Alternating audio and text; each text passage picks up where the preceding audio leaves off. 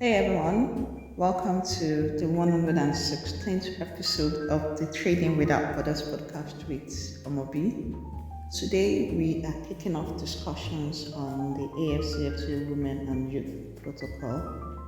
Last week I mentioned that we were starting the discussions, so today let's move on. We will look at the objectives of the protocol in detail and the scope and also the guidelines, and we'll discuss more or we'll delve into it further in subsequent episodes.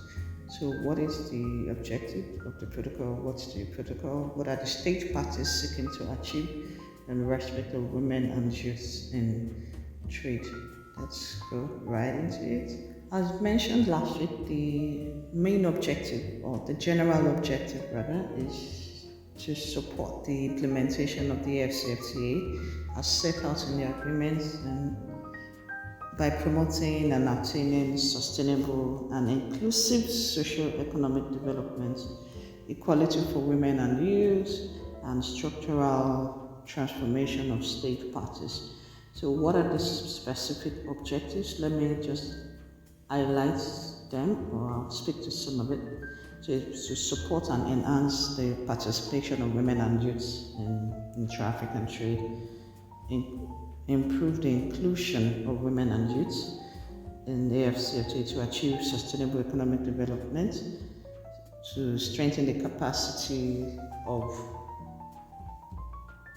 women and youth in trade, and also access to opportunities for women and youth in trade, and to promote value addition, innovation for increased exports and imports by women and youth in trade, and supporting measures that promote the formalization of trade activities for women and youth. So for this final one, we had quite a number of women and youth that are involved in formal trade. So this fifth objective basically to put in measures that will bring them to formalize their trade activities.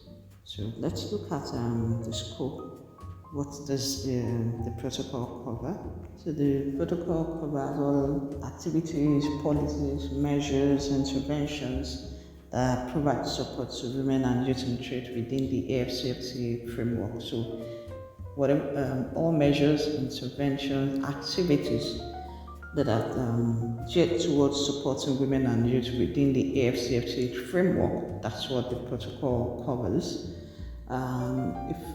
In one of the earlier episodes when I was talking about the protocol, I had mentioned that the women and youth in trade and the protocol and the digital trade protocol were not, they were the protocols that were subsequently released after the other protocols, that the protocol on goods, protocol on services, competition policy protocol, investment protocol, protocol on intellectual property, and dispute resolution protocols. They were the initial protocols released under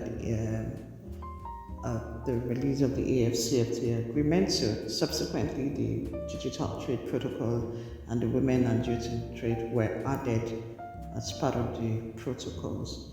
Okay, so let's move to the next one. We are looking at the guidelines and the principles guiding the women and youth protocol. It's on affirmative action, eliminating discrimination against women and youth in trade, inter-African trade activities, promotion and attainment of equality, and inclusiveness, that's inclusion, to get them involved in trade so as to provide the necessary support and enhance the capacity of women and youth involved in intra-African trade. So we will just speak to general obligations and principles. But we'll start with that today, so I'll just discuss one under Article 5 and we'll move to the others in subsequent episodes. So one of the principles, let's look at one of them, that's number one. Now, Sarah, we'll look at the second one, which says that state parties are to pay particular attention to women and youth engaged in intra-African trade by taking into account special provisions of the protocol to guarantee inclusion. And what are they supposed to do? One of it is to accord special consideration to the provision of technical assistance and capacity building in order to facilitate compliance with international standards through regional, national, and support programs. So the different programs that will be initiated to support women and is going to be at continental level, at regional level, and also national level. So whatever policies we have in place in their domestic countries, at regional levels and at the continental level, there will be different measures to support women and youth. And the another one, number 2, is to take into account the challenges that may be encountered by women and youth in trade and grant flexibilities. I believe there are different measures being put up. For example, there's an entrepreneurship plan that is likely to be set up soon. Understand that's basically to provide support for women and youth in respect of access to finance. You know, they may not be able to meet the usual requirements to access financing at the regular bank. So there's some sort of measures being put in place to provide a sort of support for women and youth. Then looking at another one, state parties are also to provide preferential access to trade-related infrastructure for women and youth in trade. Alright, so I'll stop here today and we will continue next week. And as usual, the podcast is for educational purposes only. If you'd like to get more information in respect of entering and accessing various African markets, please reach out to me. Omobola Adekola on LinkedIn. Thank you, and until next week, I say to you, bye-bye.